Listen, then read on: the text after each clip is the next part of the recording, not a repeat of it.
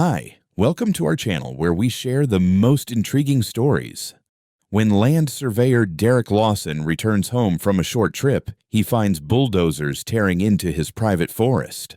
What starts as a boundary dispute spirals into a web of forged deeds, dead notaries, and a ruthless HOA president who picked the wrong man to steal from.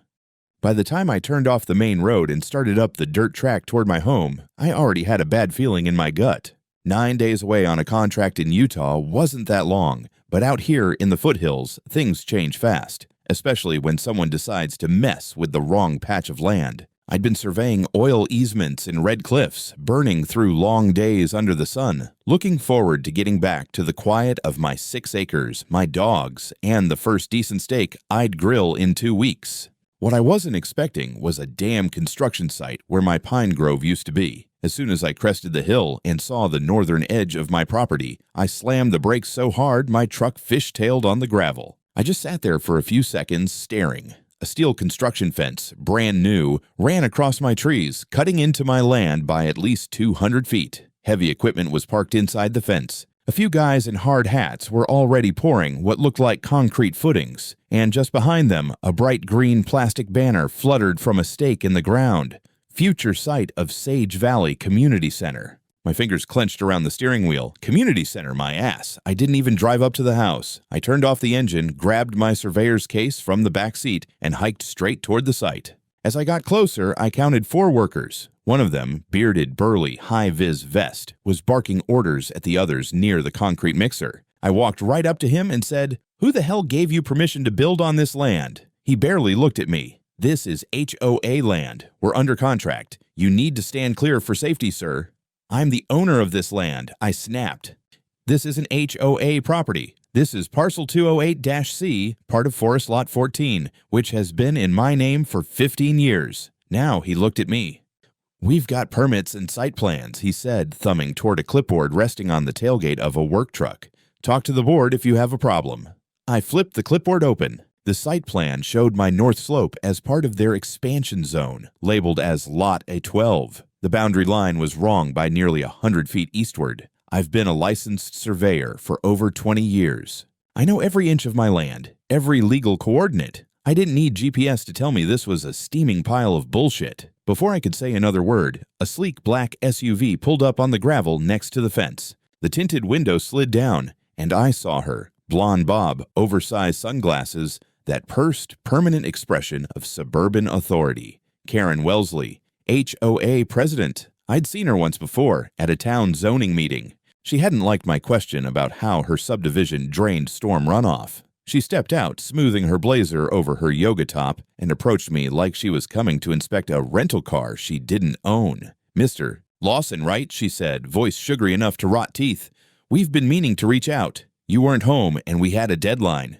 "What the hell do you think you're doing on my property?" I asked. Karen gave a thin smile. "This section of land belongs to Sage Valley. We purchased it as part of a parcel expansion last year. It's all in the records. If you believe otherwise, you're welcome to file a formal protest through the county." "I have the deed," I growled. "Surveyed, verified, and locked. This is my land. You're trespassing." She didn't flinch. "Well, Mr. Lawson, I'm afraid the map doesn't agree with you. And if you interfere with construction, you may be subject to a civil claim for delays. We suggest you let this process unfold legally." I stared at her, stunned by the audacity. "We could have resolved this amicably," she added with a tight nod. "But you weren't available. So here we are." She turned back toward the SUV like the matter was settled, but it wasn't. It had just begun. I went back to my house, locked the door, and fired up my GIS software. I'd mapped this land myself, embedded GNSS posts at every corner. I knew the precise coordinates of each boundary pin to within 2 centimeters. I uploaded the drone footage I'd shot last spring, overlaid my original survey with the current parcel maps, and there it was. The HOA had slid their project boundary right over my lot line, encroaching by nearly 0.8 acres. Clean, bold, and, if I had to guess, either deliberate or criminally negligent. By midnight, I had a full set of comparative data, screenshots, timestamps, and overlay maps. I had everything I needed to crush them in court, but I knew HOA types. They didn't play fair, they played stubborn, and they had lawyers. which meant I'd need to move fast and hit first. And tomorrow, I would. I didn't sleep that night, not because I was worried, because I was working. By sunrise, I had compiled a legal-grade documentation package thicker than most contractor bids. Coordinates, cross-sections, elevation data, historical imagery, and a complete time-stamped audit of every boundary point on my property going back 15 years. This wasn't some backwoods plot with no records. This was a federally documented parcel that used to be a forestry management site. I had USGS benchmarks, survey-grade GPS markers, and even archived drone telemetry. I didn't just know where my land began, I could pinpoint it to the damn millimeter. First light barely broke over the tree line when I launched my drone and flew a new perimeter sweep. The camera panned over the construction zone and recorded everything: the fence alignment, the excavated soil, and 3 men walking on my side of the line with rebar stakes. I flew close enough to get their faces on video. That was important. If this escalated, I wanted them to remember who was watching. By 8 a.m., I was in town filing for a temporary restraining order against Sage Valley HOA. My attorney, Diane Coburn, had already reviewed the evidence. She'd handled property line disputes before, but even she looked impressed. "This isn't just clean," she said, thumbing through my documents. "This is surgical. You mapped their trespass down to a decimal place." "It's what I do," I said. She smiled. "Good, because I'm about to go for their throat." By lunchtime, the judge signed the TRO. All construction was to cease immediately on any land within disputed boundaries. Copies were sent to the sheriff's office and filed with the county. I returned home to post laminated notices, bright red, on the fence line. "Stop work. Court order in effect." I staked one to the rebar of their newly poured footing. Then I waited. At 2 p.m., a white truck rolled up, and a site foreman I hadn't met stepped out, clearly irritated. "You Derek Lawson," he called. "That's me." He slapped the TRO notice in his palm. "We've been told to halt for now. But I'll tell you straight, our client says the paperwork you filed is invalid. They're claiming you sold that strip last year. Private sale." I laughed. "I think I'd remember selling land to the HOA." He shrugged. "I don't get paid to know who owns what. Just telling you what they told us." "Tell them I'll see them in court," I said. The crew packed up and left. For the first time in 2 days, the machines were quiet. That night, I poured a glass of bourbon, sat on my porch, and checked the county's land records database one more time. That's when I saw something that made my stomach twist. Parcel 208-C, my parcel now showed a partial transfer recorded 8 months ago. A subparcel labeled 208-C-1 was carved out of my north boundary. The listed grantee, Sage Valley HOA, transferred via general warranty deed, notarized by a G. Randall. I clicked the deed file. A scanned PDF popped up, and I froze. The seller's name wasn't mine, but the signature line was.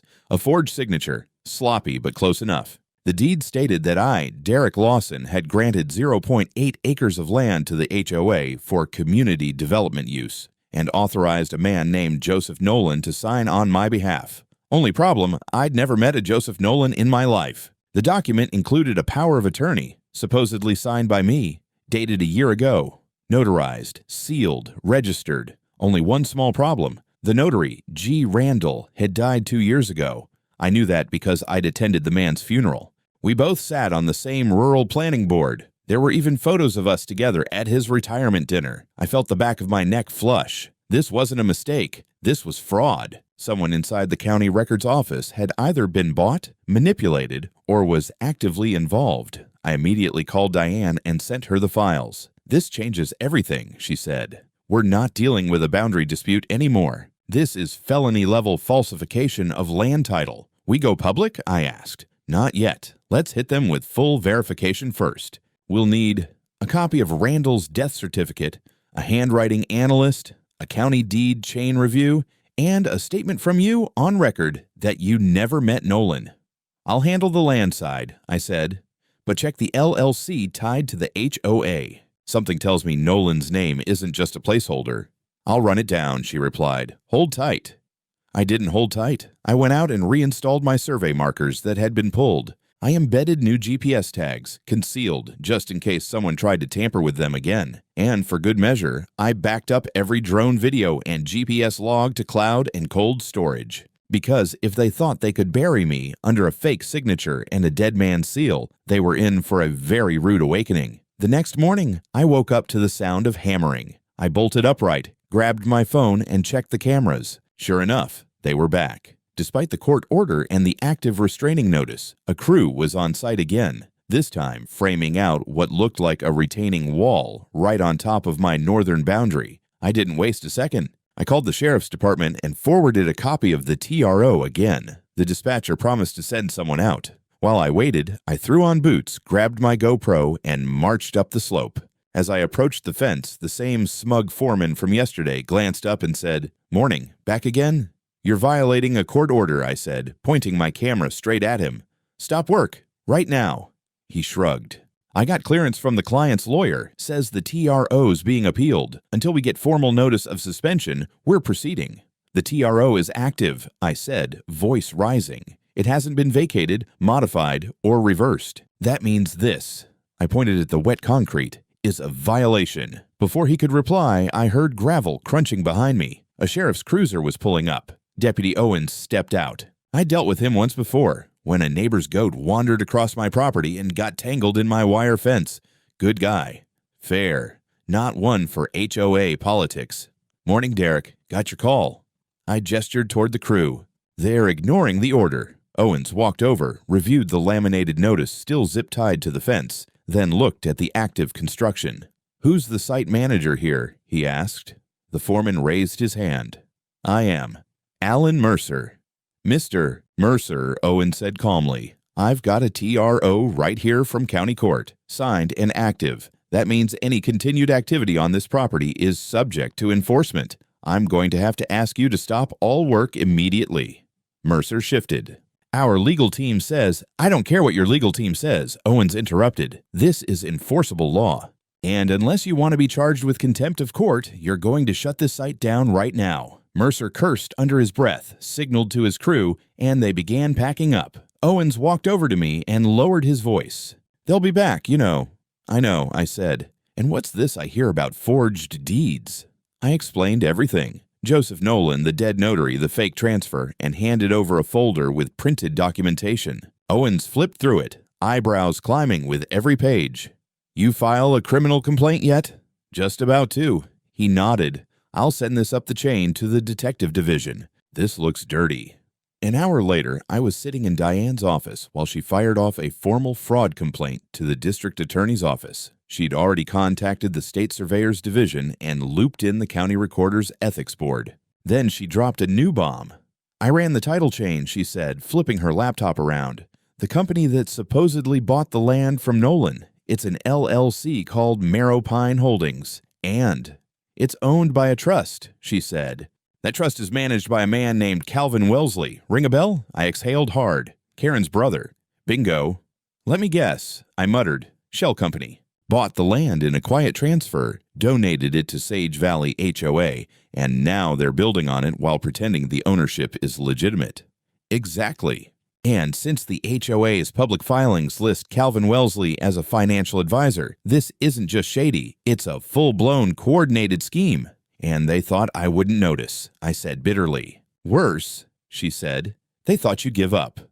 I wasn't going anywhere. That night, I walked my perimeter again, rechecked every GPS beacon. In one spot, about 30 feet from the slope, one of my tags had been ripped out and tossed into the brush. A fresh metal stake, unmarked, was hammered into the dirt where it used to be. They'd tried to move my corner post. I dug it out, reinstalled mine, and set up a trail cam aimed right at it. I activated GPS logging with timed uploads every 6 hours. Then I sent Diane a new batch of evidence, time-stamped footage of tampering, a map overlay, and the name of the subcontractor from the cement truck license plate I caught earlier that day. She called me 15 minutes later. "Tomorrow," she said, "we're filing for a fraud injunction and requesting a formal investigation into land record manipulation. I'm also drafting a motion for judicial estoppel, meaning they'll be barred from arguing ownership of your land while this case is active." "Good," I said. "But what about public pressure?" "I've got a journalist from Channel 7 who'd love to cover a story about a rogue HOA, a fake land sale, and a dead notary." I smiled for the first time in days. "Let's turn the lights on," I said.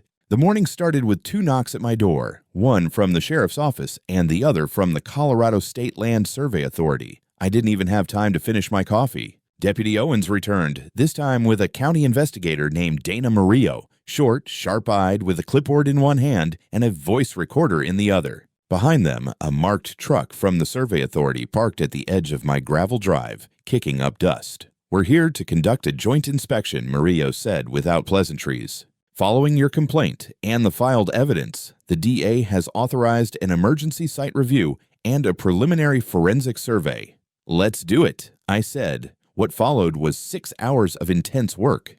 2 state-licensed surveyors methodically walked the perimeter of my property, comparing current landmarks with archived GNSS data, my recorded beacon logs, and official records from the 2008 Federal Survey. I had those on flash drive, on paper, and mounted on my walls. Murillo questioned me throughout about the timeline of events when I discovered the construction, who I spoke to, what I found in the land records. I showed her everything, my original boundary files, footage of the cement pouring, the pulled beacon I recovered, and the phony deed supposedly transferring land to Marrow Pine Holdings. It didn't take long before one of the surveyors flagged something.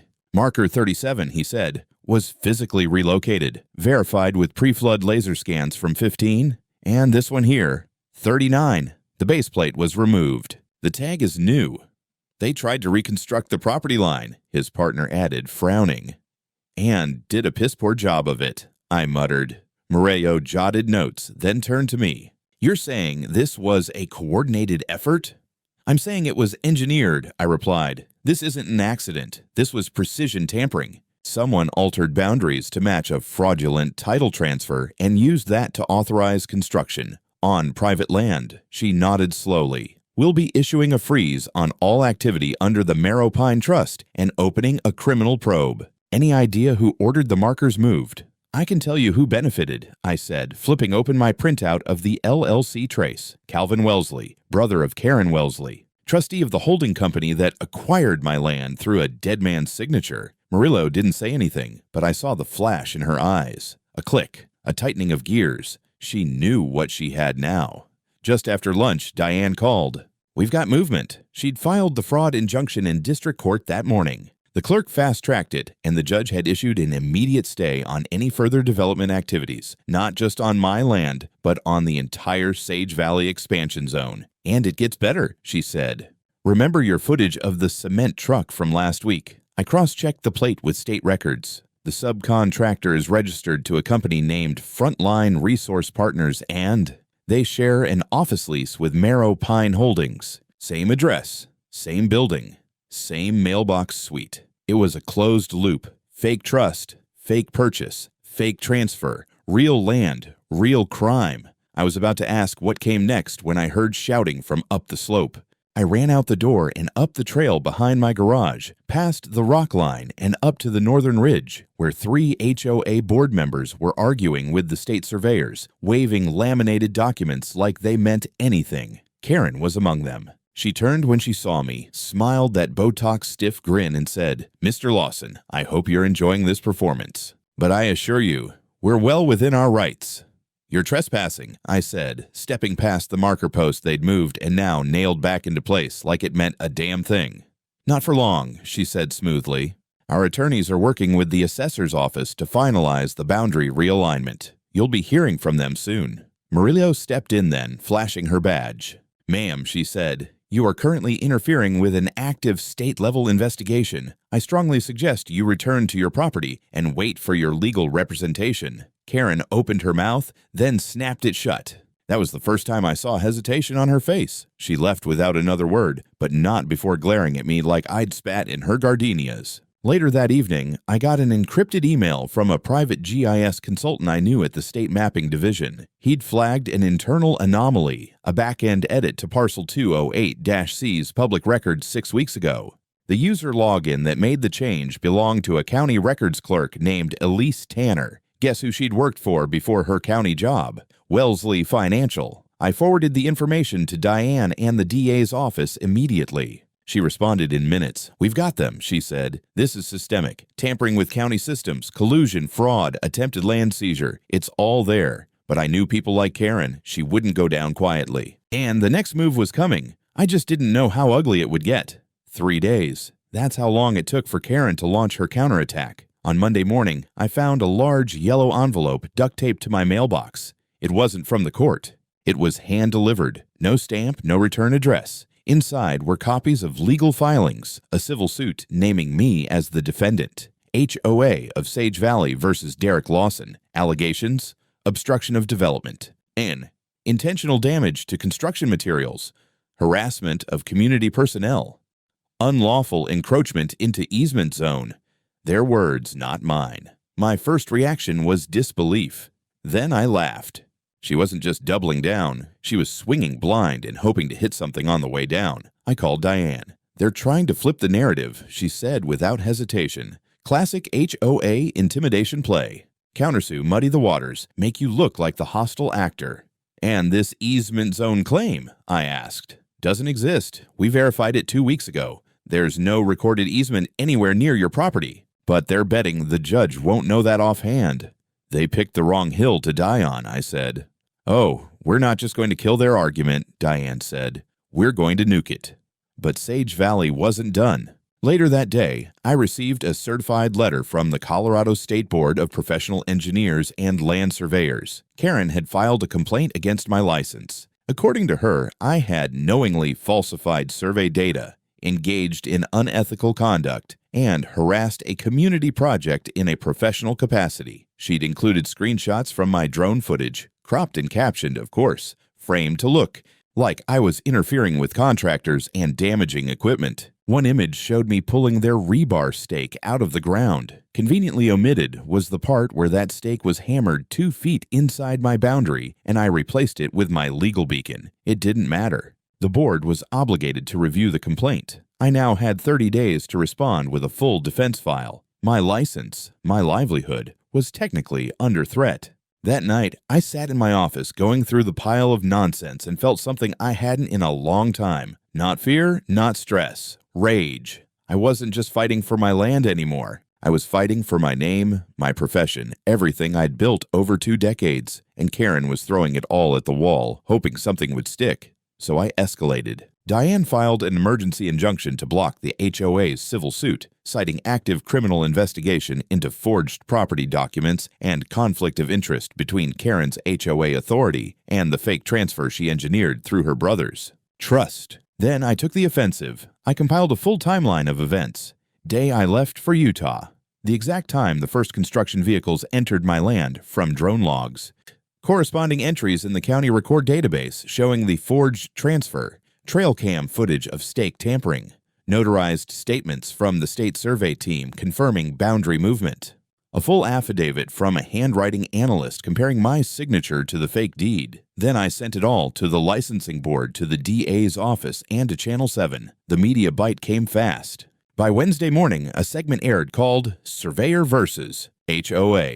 Who really owns the land? It showed satellite overlays, my recorded warnings to the crew, and a side-by-side of the notary's death certificate next to the forged signature dated months after his death. But that wasn't even the best part. The segment closed with footage of Karen walking briskly into her car outside the Sage Valley HOA office, while a reporter followed behind asking, "Mrs. Wellesley, care to comment on the forged property deed with your brother's name on it?" Her only answer was slamming the car door. Within 24 hours, my license board complaint was frozen pending resolution of the fraud investigation. The state wasn't going to discipline someone while he was the victim of felony forgery. And HOA? Their lawsuit began to crumble. 3 different contractors pulled out of the Sage Valley Community Center project, citing legal uncertainty. The county planning office issued a construction suspension order across all Phase 2 development linked to the disputed land. Karen, desperate to hold her ground, issued a public statement on the HOA's community page. "We will not be bullied by a disgruntled individual with a personal vendetta against our vision for a better neighborhood." It backfired spectacularly. 2 Sage Valley residents, fed up with the legal chaos, contacted Diane. One of them had served on the HOA's internal expansion committee. Turns out they'd raised concerns about the land boundaries months ago, but Karen shut them down. The second had access to HOA email records. He forwarded us a chain between Karen, her brother Calvin, and a third party, Elise Tanner, the county clerk who'd edited my parcel record. The emails discussed the quiet acquisition of the land, temporary record suppression, and how to neutralize resistance from the adjacent parcel owner. It was game over. The DA's office now had probable cause to subpoena all HOA internal records, and I knew exactly what was coming next. But I still had one last card to play. By the end of that week, subpoenas started flying like snow in a blizzard.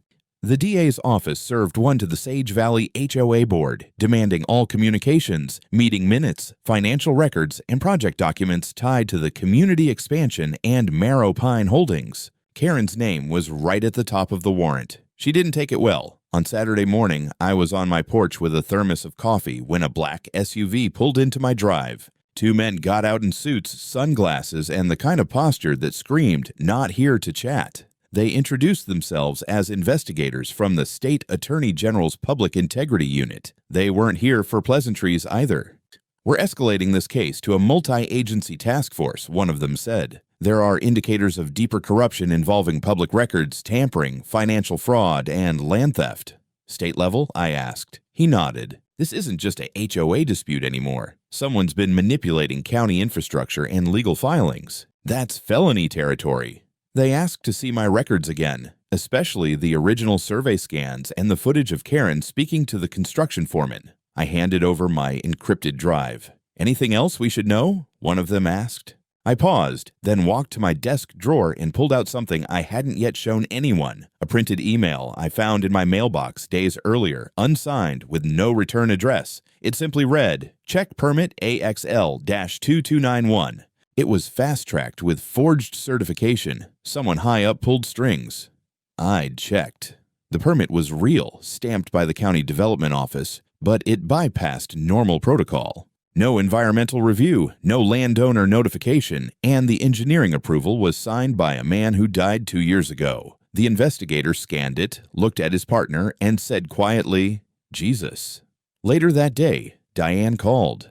They're panicking. She'd just received notice from the HOA's law firm. They were withdrawing from representation. Too much liability exposure, the letter said. We both knew what that meant. Their own legal counsel saw the writing on the wall. And Karen, she vanished. Not literally, but she stopped showing up to HOA meetings, stopped posting updates, stopped answering emails. Her house went dark. No lights at night, no cars. But her name was all over every subpoena. She couldn't run from the paper trail. The silence didn't last. 2 days later, I got a call from Diane at 6 a.m. "They're trying to settle." I nearly choked on my coffee. Settle? Now. The HOA's interim board, what's left of it, sent an offer. They'll drop the suit, pay your legal costs, and review all boundary designations if you agree to sign a non-disclosure and drop further action. They're scared.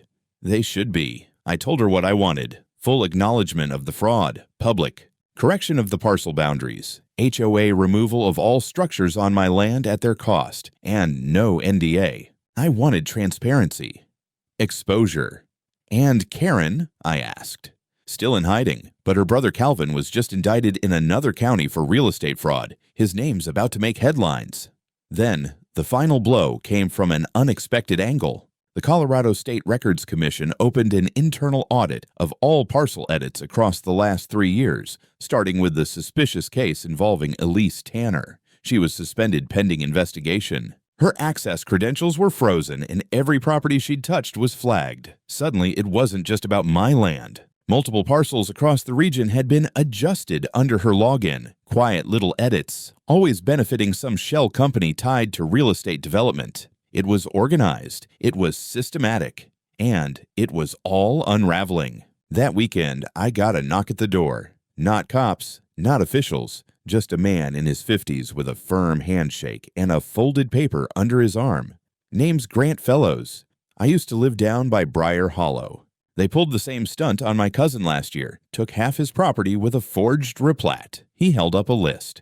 There are others. I've got 6 families already, maybe more if we dig. I took the paper and looked at the names. It wasn't just my fight anymore, and Karen, she was about to realize just how big a mistake she'd made. The next days turned into a blur of coordinated action. For the first time, I wasn't alone. Grant and I created a shared drive, loaded with survey maps, permit copies, drone footage, GPS logs, even time-stamped soil samples. He added affidavits from the 6 families he'd mentioned. Every one of them had experienced some version of what happened to me. Mysterious rezonings, disappearing lot lines, or community improvements that ended up swallowing private land. We started calling it the paper guillotine, and Karen's head was squarely in his path. That Tuesday, the hammer dropped.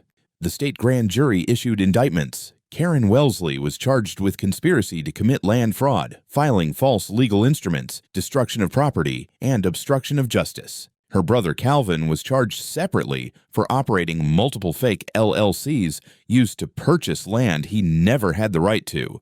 The HOA board dissolved. Every sitting member was either indicted or signed cooperation agreements to avoid prosecution. One of them, a meek guy named Stewart, apparently rolled over fast. He told investigators that Karen had orchestrated the entire land adjustment plan and even showed them WhatsApp messages of her bragging about stealing land from that old shack guy up the hill. I read the message myself. He's never here anyway. His lot is dead weight. Dead weight, huh? By Thursday, bulldozers were rolling backward, under court order. Everything built on my land had to be removed at HOA's expense, down to the last cubic inch of foundation. That tiny slice of forest they'd tried to steal was now a legal crime scene. I watched it all from my porch, mug in hand, as county deputies supervised the crew removing what they'd once proudly poured. The same foreman who told me to go back to my shack now avoided eye contact while jackhammers ripped through his concrete. Poetic justice, 1 decibel at a time. Then came something I didn't expect. A letter, mailed to me directly in stiff legalese. It was from the State Licensing Board for Surveyors and Engineers. It read, "As a licensed surveyor whose evidence and recordings contributed materially to the exposure of fraudulent real estate activity, we thank you. The board will be reviewing enforcement protocols and certification procedures statewide. Your methods will serve as model practice for future audit procedures." They included a formal commendation. I was stunned. That evening, as I installed new GPS stakes along my northern property line, this time with tamper alarms, I spotted someone down the hill, a woman in a hoodie watching. She turned as I approached. It was Karen. "Court says I can't talk to you," she said bitterly. "I'm not here to talk," I said. "I'm here to finish what you tried to bury." "You think you've won," she hissed. "No," I said calmly. "I think you lost before you ever started." She walked away. I watched her go, knowing full well she'd be wearing cuffs again by the weekend. And I was right. 2 days later, during a mandatory court appearance, she tried to present a motion accusing me of trespassing on my own land. The judge didn't even let her finish. He revoked her bail on the spot. "Miss Wellesley, this court no longer recognizes your ability to distinguish between legal process and delusion. Remanded to county jail pending trial." And just like that, Karen was gone. No more threats, no more smug deflections, just the rattling echo of a jail cell slamming shut. The storm wasn't over yet, but the winds had changed direction. Now they were at my back. 6 weeks later, I stood in the county courthouse, wearing the same boots I'd worn when I first saw that damn fence on my land. The courtroom was packed, not with press, not with strangers, but with neighbors. The real kind, people from Sage Valley who'd had enough of Karen's reign. Folks from other counties, even a few engineers I'd worked with over the years. They came to see justice get served. Karen sat at the defendant's table in a beige jail-issue jumpsuit, wrists chained. Her brother Calvin slouched next to her, lips pursed like he was just now realizing this wasn't going away with a bribe and a firm handshake. The DA laid it out clean. Over 40 minutes of damning evidence. Forged notary signatures, GPS data, surveillance video, fraudulent deeds, and an attempted lawsuit so ridiculous it had become a running joke among courthouse clerks. Then came my testimony. I walked through everything. How I found the encroachment, how I documented it, how I uncovered the shell LLCs and fake transfer. I showed them the map I'd made on day one, not just to prove a point, but to prove a pattern. The defense tried one last Hail Mary. Blame the administrative complexity of land records and miscommunications between private developers. That blew up the second the prosecutor played the voice message Stewart had forwarded. "Don't worry, Stu. Once it's paved and fenced, nobody's going to check where the line used to be. Just bulldoze and don't look back. The jury took less than 2 hours. Guilty on all counts.